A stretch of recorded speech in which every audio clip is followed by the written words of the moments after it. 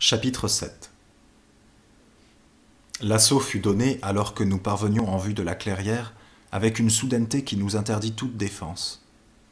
Débouchant des fourrés comme des chevreuils, les hommes de Soror furent sur nous avant que nous eussions pu épauler nos armes. Ce qu'il y avait de curieux dans cette agression, c'est qu'elle n'était pas exactement dirigée contre nos personnes. J'en eus l'intuition immédiate qui bientôt se précisa. À aucun moment je ne me sentis en danger de mort comme l'avait été Hector. Il n'en voulait pas à notre vie, mais à nos vêtements et à tous les accessoires que nous portions. En un instant, nous fûmes immobilisés. Un tourbillon de mains fureteuses nous arrachait armes, munitions et sacs pour les jeter au loin, tandis que d'autres s'acharnaient à nous dépouiller de nos habits pour les lacérer. Quand j'eus compris ce qui excitait leur fureur, je me laissai faire avec passivité, et si je fus un peu griffé, je ne reçus aucune blessure sérieuse. Antel et Levin m'imitèrent, et nous nous retrouvâmes bientôt nus comme des vers, au milieu d'un groupe d'hommes et de femmes qui, visiblement rassurés de nous revoir ainsi, se remirent à jouer autour de nous, nous serrant de trop près toutefois pour nous permettre de fuir. Ils étaient maintenant au moins une centaine aux abords de la clairière. Ceux qui n'étaient pas tout près de nous se ruèrent alors sur notre chaloupe avec une furie comparable à celle qui leur avait fait mettre en pièces nos vêtements. Malgré le désespoir que je ressentais à les voir saccager notre précieux véhicule, je réfléchissais à leur conduite, et il me semblait pouvoir en dégager un principe essentiel. Ces êtres étaient mis en rage par les objets. Tout ce qui était fabriqué excitait leur colère et aussi leur frayeur. Quand ils avaient saisi un instrument quelconque, ils ne le gardaient à la main que le temps de le briser, le déchirer ou le tordre. Ensuite, ils le rejetaient vivement au loin, comme si c'eût été un fer rouge, quitte à le reprendre ensuite pour parfaire sa destruction. Il me semblait songer à un chat se battant avec un gros rat à demi-mort, mais encore dangereux, ou à une mangouste ayant attrapé un serpent. J'avais déjà noté comme un fait curieux qu'ils nous eussent attaqués sans aucune arme, sans même se servir d'un bâton. Nous assistâmes impuissants à la mise à sac de notre chaloupe. La porte avait vite cédé à leur poussée. Ils se ruèrent à l'intérieur et détruisirent tout ce qui pouvait être détruit, en particulier les instruments de bord les plus précieux dont ils dispersèrent les débris. Ce pillage dura un long moment. Ensuite, comme l'enveloppe métallique restait seule intacte, ils revinrent vers notre groupe. Nous fûmes bousculés, tiraillés et finalement entraînés par eux au plus profond de la jungle. Notre situation devenait de plus en plus alarmante. Désarmés, dépouillés, obligés de marcher pieds nus à une allure trop rapide pour nous, nous ne pouvions ni échanger nos impressions, ni même nous plaindre. Toute velléité de conversation provoquait des réflexes si menaçants que nous dûmes nous résigner à un silence douloureux. Et pourtant ces créatures étaient des hommes comme nous. Habillés et coiffés, ils n'auraient guère attiré l'attention dans notre monde. Leurs femmes étaient toutes belles sans qu'aucune pût rivaliser avec la splendeur de Nova. Celle-ci nous suivait de près.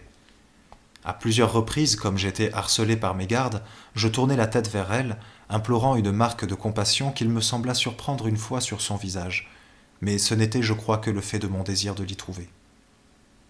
Dès que mon regard accrochait le sien, elle cherchait à l'éviter, sans que son œil exprimât d'autre sentiment que la perplexité.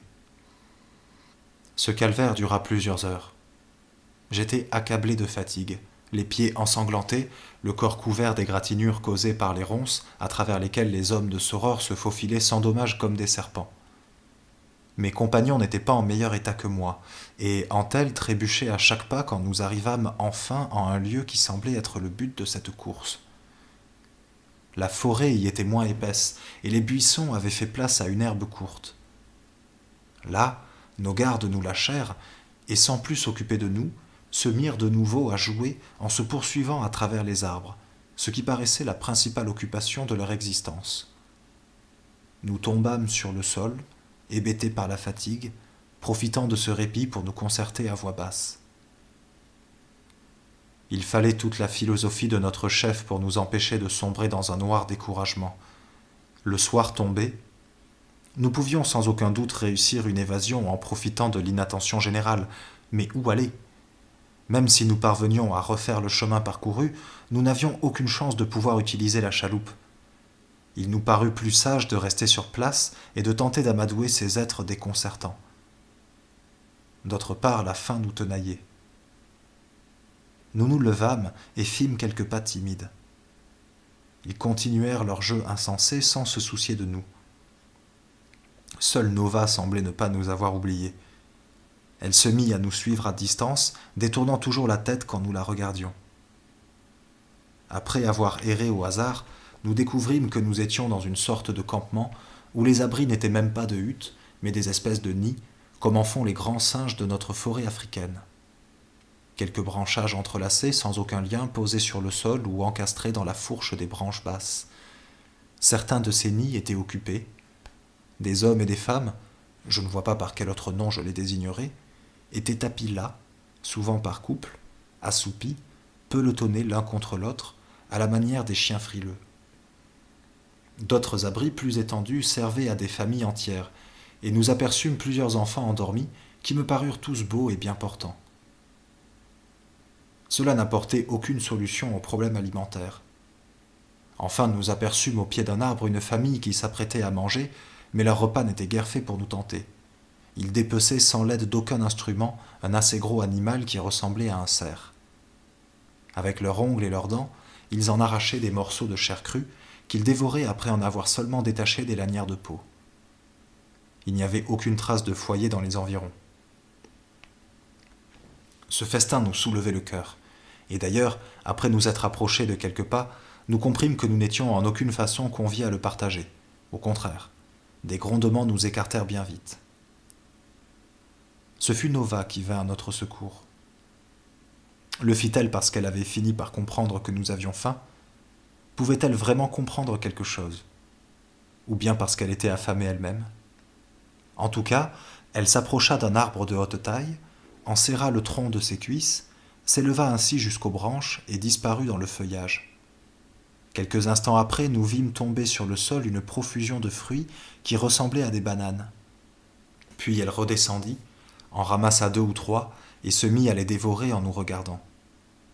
Après quelques hésitations, nous nous enhardîmes à l'imiter. Les fruits étaient assez bons et nous parvînmes à nous rassasier pendant qu'elle nous observait sans protester. Après avoir bu l'eau d'un ruisseau, nous décidâmes de passer la nuit là. Chacun de nous choisit son coin d'herbe pour y construire un nid semblable à ceux de la cité. Nova fut intéressée par notre manège au point même de s'approcher de moi pour m'aider à briser une branche récalcitrante. Je fus ému par ce geste dont le jeune levain ressentit un dépit tel qu'il se coucha immédiatement, s'enfouit dans la verdure et nous tourna le dos. Quant au professeur Antel, il dormait déjà tant il était recru.